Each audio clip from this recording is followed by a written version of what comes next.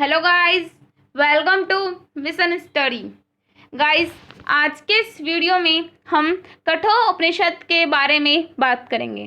कठोर उपनिषद कृष्ण यजुर्वेद का अंतिम भाग का अंतिम अध्याय है। कठोर उपनिषद एक बहुत बड़ा उपनिषद है जिसमें प्रथम व द्वितीय 2 अध्याय हैं और प्रत्येक अध्याय में 3-3 वल्लियां हैं। कठोर उपनिषद में कुल 6 वल्लियां हैं। क्योंकि कठोर उपनिषद अपने आप में बहुत विस्तृत ग्रंथ है, इसलिए हम इसे सेक्शंस में करवाएंगे। गाइस, आज हम द्वितीय अध्याय के तृतीय वल्ली के श्लोक देखेंगे। आज हम तृतीय वल्ली के 1 से 10 तक के श्लोक देखेंगे। सो गाइस, लेट्स स्टार्ट वीडियो शुरू करने से पहले अभी तक आपने हमारे YouTube चैनल मिशन स्टडी को सब्सक्राइब नहीं किया तो सब्सक्राइब कर लीजिए, लाइक एंड शेयर कर लीजिए and don't forget to press the bell icon. So guys, let's start video.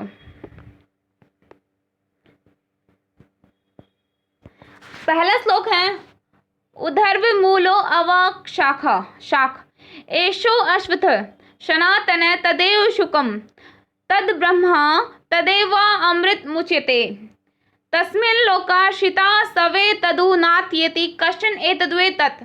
इसका अर्थ देखेंगे,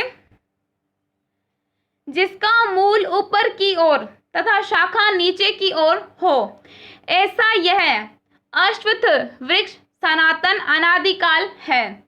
वही विशुद्ध ज्योति स्वरूप है, वही ब्रह्मा है और वही अमृत कहा जाता है।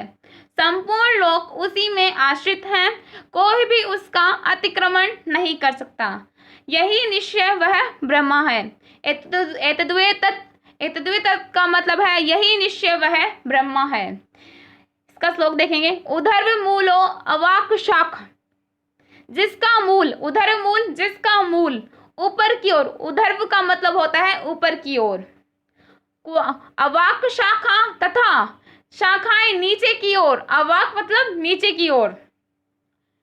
एषो अश्वत्थ, ऐसा यह अश्वत्थ वृक्ष सनातन, सनातन का मतलब है अनादिकाल है। एक बार फिर से देखेंगे इस लाइन को। उधर्व मूलो अवाक शाख एषो अश्वत्थ सनातन है, जिसका मूल ऊपर की ओर तथा शाखाएं नीचे की ओर है, ऐसा यह अश्वत्थ वृक्ष सनातन अनादिकाल है। तदेव शुक्रम तद ब्रह्मा तदेवा अमृत मुच्यते। ये वही विशुद्ध ज्योति, तदेव शुक्रम वही विशुद्ध ज्योति स्वरूप है। तद ब्रह्मा और यही ब्रह्मा है। तदेव अमृत मुच्यते, वही अमृत कहा जाता है। तदेवा अमृत मुच्यते, वही मुच्यते कहा जाता है। तदेव वही अमृत मुच्यते कहा जाता है। इस लाइन को देखेंगे, दूसरी वाली लाइन को। तदेव शुक्रम तद ब्रह्मा तदेवा अमृत मुच्यते, वही विशुद्ध ज्योति स्वरूप है, वही ब्रह्मा है और वही अमृत कहा जाता है। तस्मिन् लोका, संपूर्ण लोक, श्रिता उसमें आश्रित हैं। सर्वे तदु नात्यति कश्चन, कोई भी उसका नात्यति अतिक्रमण कश्चन नहीं कर सकता। एतद्वे तत्, यही निश्चय वह ब्रह्मा है।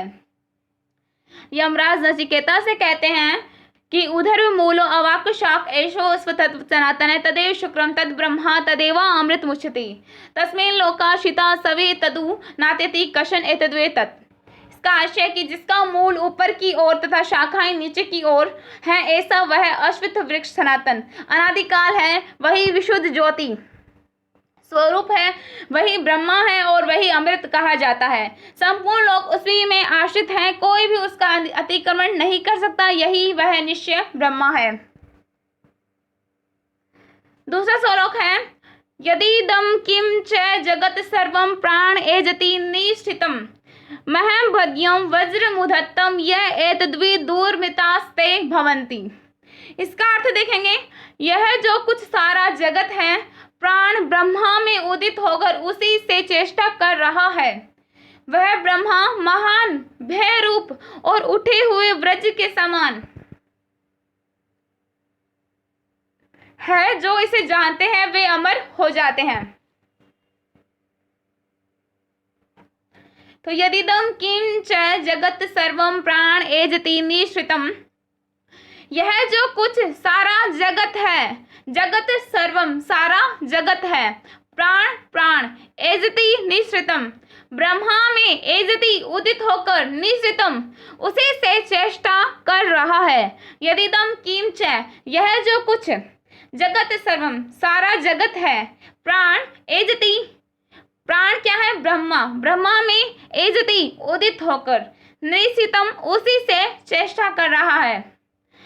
महाभद्यम वज्रमुदत ये एतद्वीर मिस्तास्ते भवन्ति, महद्भयम वह ब्रह्मा महान, भयम भयद्वयम भयरूप, और वज्रमुदितम और उठे हुए वज्र के समान यह है। एतद्वी द्विर्मृतास्ते भवन्ति,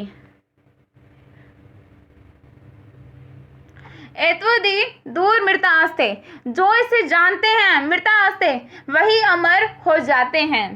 एक बार फिर से देखेंगे श्लोक को कि यदिदम किंच जगत सर्वम प्राण एजति निश्रितम, यह जो कुछ सारा संसार जगत है प्राण ब्रह्मा में उदित होकर उसी में चेष्टा कर रहा है। मह दो भयम वज्र मुदम मुदतम एतवदी दूर मृतास्ते भवन्ति, वह ब्रह्मा मह वह ब्रह्मा महान, भेदव्यम वह रूप, व्रज मुदितम और उठे हुए वज्र के समान है, यह है। एतवदी दूर मृतास्ते भवन्ति, जो इसे जानते हैं वो अमर हो जाते हैं, भवंती हो जाते हैं, मृतास्ते दूरम मृतास्ते मृता से दूर हो जाते हैं, आई मीन अमर हो जाते हैं। तीसरा श्लोक है भयाद्य श अग्निस्तपति भयातपति सूर्य भयादिन्द्रश्च वायुश्च मृत्यु धावती पंचम। इसका अर्थ देखेंगे, इस परमेश्वर के भय से अग्नि तपता है, इसी के भय से सूर्य तपता है तथा इसी के भय से इंद्र वायु और पांचवा मृत्यु दौड़ता है। भयादशा अग्नि तपति भयातपति सूर्य, जैसा कि कहा गया कि इस परमेश्वर भयातपति के भय से अग्नि तपता है, इसी के साथ सूर्य तपता है। तो भयाद शाग्नि तप्ति भयातपति सूर्य, इस परमेश्वर के भय से भयाद भयादशा, इस परमेश्वर के भय से अग्निष्टपति अग्नि तपता है, भयातपति सूर्य सूर्य भी तपता है। भयादिन्द्र वायुश्च मृत्यु धावती पंचम, तथा इसी के भय से इंद्र वायु और पांचवा मृत्यु दौड़ता है, तथा इसी के भय से इंद्र वायु और पांचवा मृत्यु दौड़ता है। श्लोक की लाइन है भयादिन्द्रश्च वायुश्च मृत्यु धावती पंचम, तथा इसी के साथ भयादिन्द्र इंद्र तथा वायु तथा मृत्यु धावती पंचम, पांचवा मृत्यु भी दौड़ता है। श्लोक है भयादशा अग्निस्तप्तति भयातपति सूर्य, इस परमेश्वर के भय से अग्नि तपता है, सूर्य भी तपता है। भयादिन्द्रश्च वायुश्च मृत्यु धावती पंचम, तथा इसी के भय से, इस परमेश्वर के भय से इंद्र वायु तथा पांचवा मृत्यु भी दौड़ता है। धावती मतलब होगा दौड़ता है। चौथा श्लोक है इह चेद शक्कद बोधम प्राक शरीरस्य विस्तरस्य तत्सज्ञेषु लोकेषु शरीर त्वाय कल्पते। इसका अर्थ देखेंगे, यदि इस देह में इसके पतन से पूर्व ही ब्रह्मा को जान सका तो बंधन से मुक्त होता है, यदि नहीं जान पाया तो इस जन्म मरणशील लोक में वह शरीर भाव को प्राप्त होने में समर्थ होता है। जैसा कि श्लोक है इह चेद शकद बोधुम प्राक शरीरस्य विस्तरस्य तत्सर्गेषु लोकेषु शरीर त्वाय कल्पते। इसका अर्थ है इह यह इस देह में चेद शक बोधु प्राक शरीरस्य विस्तरस्य, यदि इस देह में इसके पतन से पूर्व ही ब्रह्मा को जान सका तो बंधन से प्राक शरीरस्य बंधन से मुक्त हो जाता है। तत्सर्गेषु लोकेषु शरीर त्वाय कल्पते, यदि नहीं जान पाया तो इन जन्म मरणशील लोकों में वह शरीर भाव को प्राप्त होने में समर्थ होता है। 5वां श्लोक है, यथा दर्शे तथात्मनि यथा स्वप्ने तथा पितृलोके यथाप्सु परिव दृश्ये तथा गंधर्व लोके छाया तप योर ब्रह्मा लोके। इसका अर्थ देखेंगे, जिस प्रकार दर्पण में उसी प्रकार निर्मल बुद्धि में आत्मा का स्पष्ट दर्शन होता है तथा जैसा स्वप्न में वैसा ही पितृलोक में और जैसा जल में वैसा ही गंधर्व लोक में उसका अस्पष्ट भान होता है, किंतु ब्रह्मालोक में तो छाया और प्रकाश के समान वह सर्वथा स्पष्ट अनुभव होता है। जैसा कि श्लोक है, यथा दर्शे तथा आत्मनि यथा स्वप्ने तथा पितृलोके। जिस प्रकार यथा दर्शे दर्पण में उसी प्रकार निर्मल बुद्धि में तथा उसी प्रकार तथा आत्मनि निर्मल बुद्धि में आत्मा का यथा स्वप्ने स्पष्ट दर्शन होता है, यथा स्वप्ने तथा जैसा स्वप्न में तथा पितृलोके वैसा ही पितृलोक में यथा अपसु परिव दृश्ये तथा गंधर्व लोके छाया तप योरिव ब्रह्मा लोके। और जैसा जल में वैसा ही गंधर्व लोक में उसका अस्पष्ट भान होता है, किंतु ब्रह्मालोक में तो छाया और प्रकाश के समान वह सर्वदा स्पष्ट अनुभव होता है।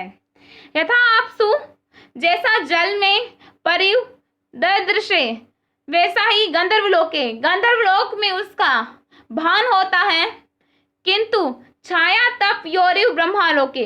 किंतु ब्रह्मालोक में तो छाया और प्रकाश के समान वह सर्वथा स्पष्ट अनुभव होता है। 6वां श्लोक है, इंद्रियाणां पृथक भाव मुदयास्तमयोच यत् पृथगुत पद्मानानां मत्वा धीरो न सोचती।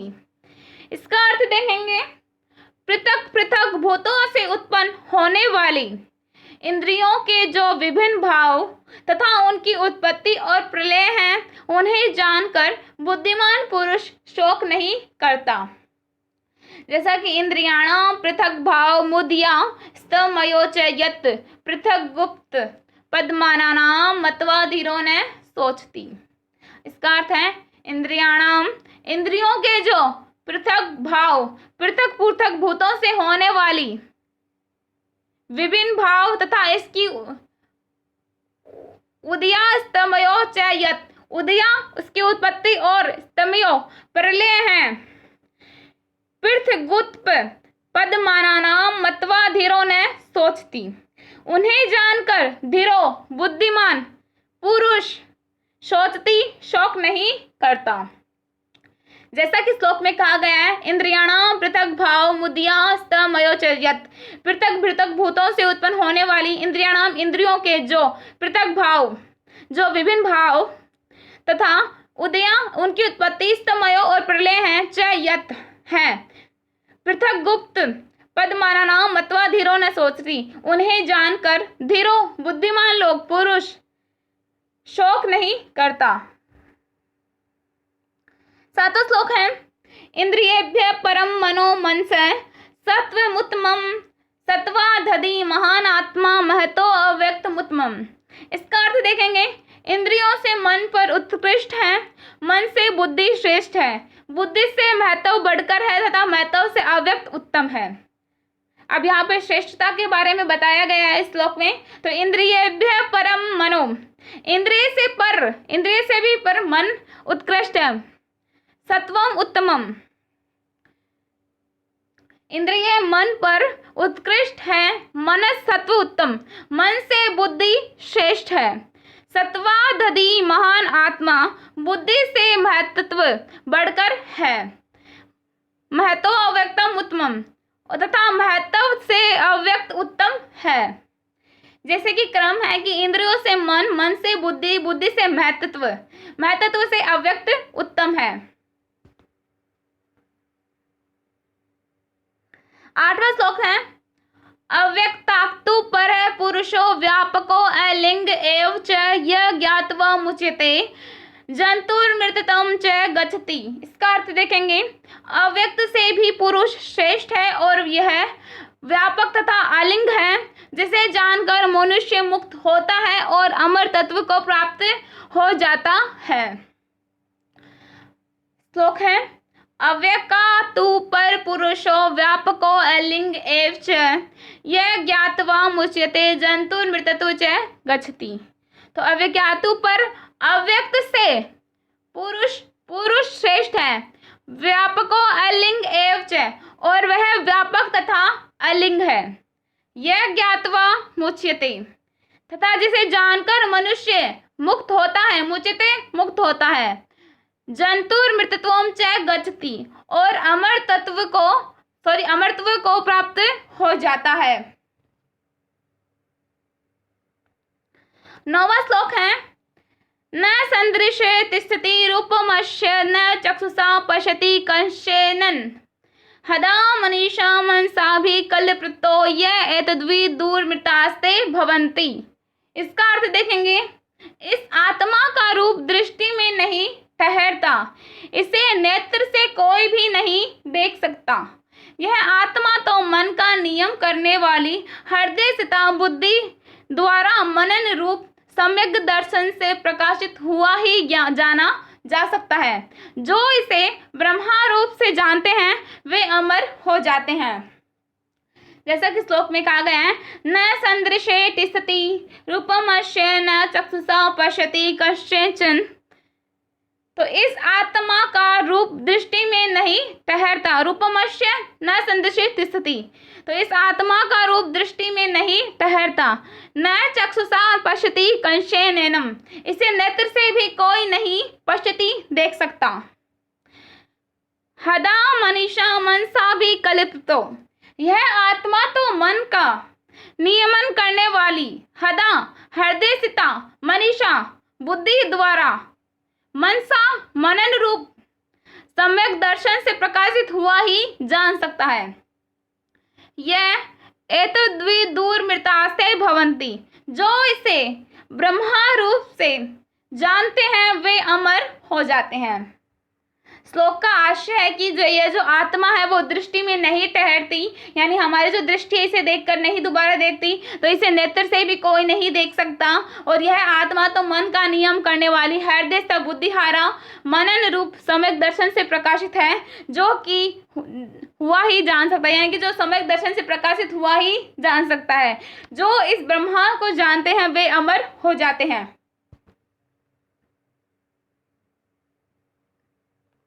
10वां श्लोक है यदा पंचावतिष्ठन्ते ज्ञाननी मनसा सह बुद्धिश्च न विचेष्टि तामाहु परमा गतिम। इसका अर्थ देखेंगे, जिस समय पांचों ज्ञानेंद्रियां मन के सहित आत्मा में स्थित हो जाती हैं और बुद्धि भी चेष्टा नहीं करती, उस अवस्था को परम गति कहते हैं। जैसा कि श्लोक है यदा पंचावतिष्ठन्ते ज्ञानानि मनसा सह बुद्धिश्च न विचेष्टति तामाहु परमाम गतिम। अर्थ है, जिस समय पांचों ज्ञानेंद्रियां मन के सहित आत्मा में स्थित हो जाती हैं और बुद्धि भी चेष्टा नहीं करती, उस अवस्था को परम गति कहते हैं। गाइस, इसी के साथ आज का हमारा ये वीडियो कंप्लीट होता है। Thanks for watching and keep supporting.